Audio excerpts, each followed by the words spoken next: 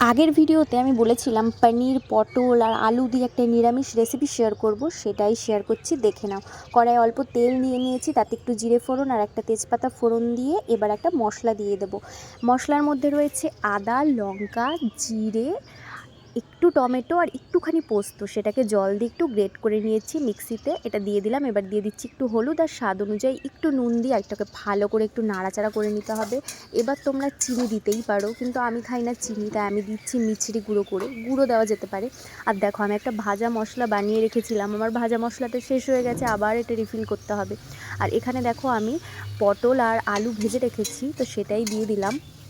তো এটাকে এখন ভালো করে কষিয়ে নিতে হবে। এই সিম্পল রান্নাটা আমি কেন যে তোমাদের সাথে শেয়ার করছি নিজেও জানি না, যাই হোক করছি যখন, দেখে নাও একটু কষ্ট করে। এবার একটু জল দিয়ে ভালো করে কষিয়ে নিতে হবে। আমি একটুখানি লঙ্কা গুঁড়ো দিয়ে নিচ্ছি, তোমরা চাইলে নাও দিতে পারো, এটা এমন কিছু করবে না, জাস্ট একটু কালার দেবে, কাশ্মীরি লঙ্কা গুঁড়ো যেহেতু, সেই কারণের জন্য।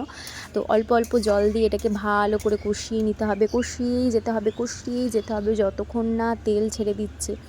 এরপর কি করতে হবে, যেটুকু তোমার জলের প্রয়োজন সেটুকু জল দেবে, আর জল দিয়ে এটাকে ঢাকা দিয়ে দেবে। আর ঢাকা দেওয়ার আগে দেখে নেবে নুন ঠিক আছে নাকি, না হলে কিন্তু নুন দিয়ে দেবে, না হলে কিন্তু আলুগুলো সেদ্ধ হবে না। তো যাই হোক, আচ্ছা, আমার রান্নাঘরের একটু ভিউটা দেখে নাও, যে বাইরে এরকম জঞ্জাল সব এই সমস্ত কিছু দেখা যায় রান্নাঘর থেকে।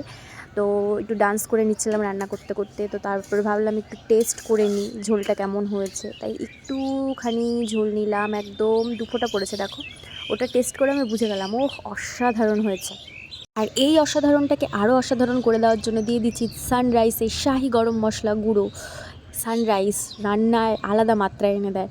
তো যাই হোক, এবার দিয়ে দিচ্ছি একটু পনির, মানে যেটুকু পনির আমি রেখে দিয়েছিলাম, সেটুকু পনির আমি দিয়ে এটাকে আবার একটু নাড়াচাড়া করে নিলাম। নাড়াচাড়া করে যদি মনে হয় একটুখানি জল তোমরা দিতে পারো, আর গরম জল দেবে অবশ্যই।